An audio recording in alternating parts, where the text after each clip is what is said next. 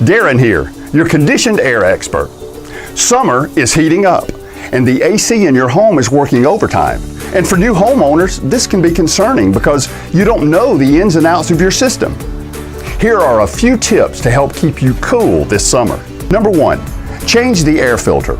If you've just moved in and haven't changed the filter yet, go ahead and do it. You can't be sure when the last homeowner did it. Number 2, check the batteries. If your air conditioner doesn't seem to be cutting on at the right temperature or isn't coming on at all, the first thing to do is put fresh batteries in the thermostat. Number 3, let the air flow. If your home seems to be cooling unevenly, make sure all of the registers are open and that none of them are blocked by furniture, drapes, or carpets. Number 4, clean up landscaping. It's also important that nothing blocks the airflow around the outside unit of your HVAC. And number 5, prepare for power problems. Summer storms bring power surges and outages. Adding a surge protector to your HVAC unit can help to keep it safe.